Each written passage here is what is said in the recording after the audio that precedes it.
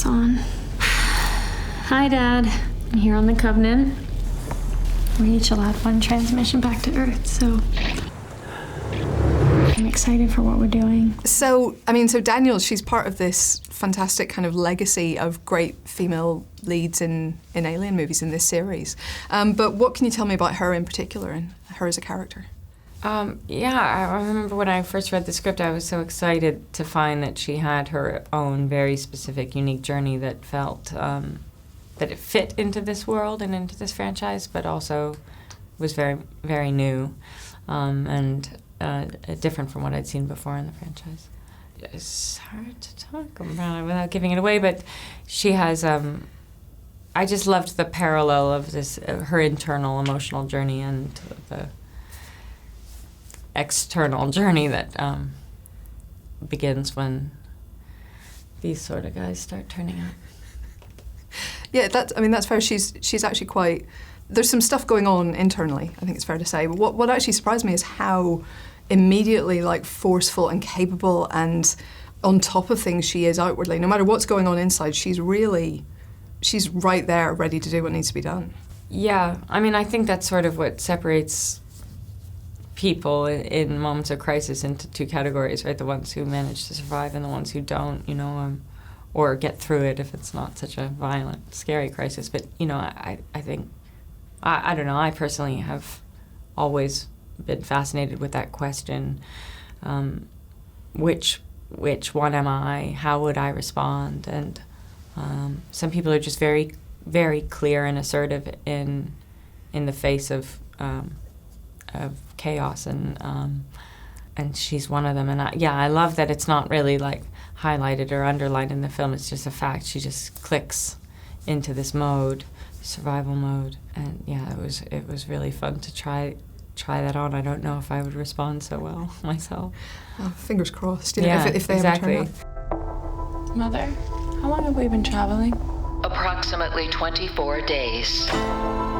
Is there anything for breakfast other than oatmeal?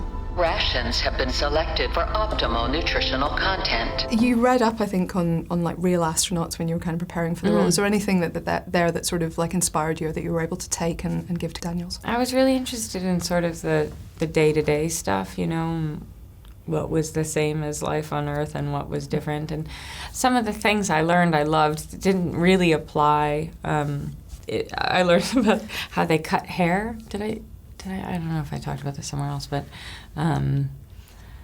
because even just a single strand of hair could mess with the machinery, they have these sort of vacuum scissor situations. So they cut the hair and they vacuum it up at the same time, and if one little hair goes off, they catch it. So obviously, that didn't really apply in our future, where they figured out how to maintain gravity on the spaceships. But I think it's why a lot of women on spaceships have short hair, maybe, and so that's something I was thinking about when I cut my hair for this. It's just easier to manage, and you don't have to worry about all those long strands floating around and messing up the machinery. Yeah, and also just about, I thought it was interesting to learn how important maintaining a healthy community on a spaceship is. You're living in close quarters and you're going to be together, working together for a long time, and they do sort of psychological testing and stuff before people are allowed to go up there. And particularly in this one scene with Orem, I felt that was quite applicable. I'm trying to kind of build him back up and maintain the unit, and rather than just sort of take over or something. And I think she's much more concerned about the community and keeping it going than trying to usurp or something. Or reshaping an entire planet, building a new life for 2,000 families, children, my kids someday. Yeah, I think I'm exactly where I'm supposed to be. Speaking of the community, Covenant's also unusual in that it is all married couples on this spaceship, because it's a colony ship and they're going to find a new world, which makes a lot of sense and seems perfectly logical, but it's quite unusual. It gives it a slightly different dynamic, I guess, especially when things start killing things. Yes, it makes it a lot more, I think, traumatic and for all of these characters, of course. But also, what I love about it is that there are all these kind of sub-communities within the community, like you see with Carmen and Jogo and Billy Crudup's characters, and you know that there's these private conversations and relationships, and for me, given what happens to my character, it made me feel, especially at the beginning of the film, that much more isolated and marooned in space, you know, because I didn't have what everyone around me had. And also then I think you see how the bonds are created with the members of the crew as they all start to understand what the other ones are going through. It's like, in a sense, brings them together as they're all being torn apart. So it's pretty intense. Yeah. I mean, it also, I mean, science fiction can be quite male-dominated, and you get a lot of these films where it's basically just a crew full of men, and this one has a very good reason for it not to be that. You know, it's both. But I mean, how important is it to show a slightly different future than the world we have right now? You know, something that's a bit more balanced and equal. I think it's a wonderful dream to have of the future, and I think for Ridley, he's always been progressive in these kinds of casting choices.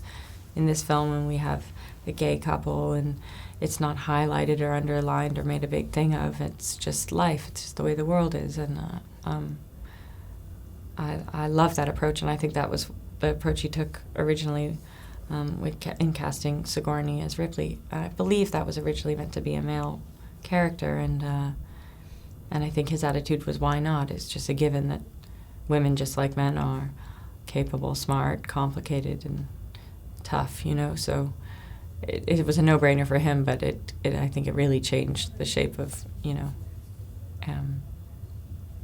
storytelling in Hollywood and everything. Seal all inner doors. Any additional ammo on board?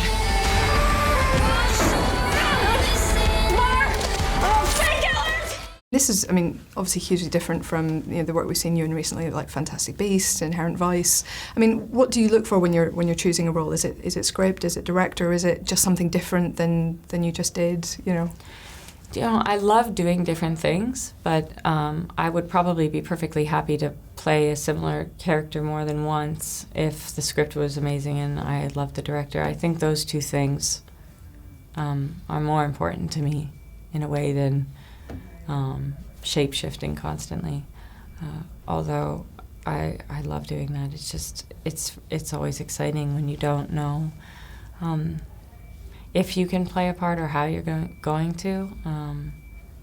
And in fact, I think it's that feeling that drives me the most, the uncertainty and the sort of game of trying to prove to myself that I can do something I don't know how to do. And what's next for you? I mean, speaking of that, is it back to the world of Fantastic Beasts? I don't know if it's official, but I think I'm going to do something else first, really soon, next month, and then Fantastic Beasts begins in July. So, wow, yeah, it's a little bit of time to come. Mm-hmm. And just finally, I mean, you know, would you come back for more Alien movies? I mean, without wishing to get into spoilers, it's the future. Anybody can come back, right? I guess I would. Of course, yeah. I mean, yeah. I've told Ridley that. He said to me last night, he's like, I want to keep working with you or something. And I said, you're cooking your break. Just tell me where and when, you know? I'll be there. You hear that? Something passed over here. Get a light on this. Now that it's actually happening, now that I'm up here, Stay close, come on. Earth is getting smaller and smaller. Never gonna see you again. If something does happen to me, Dad, I just want you to know I love you so much. Okay, I gotta go.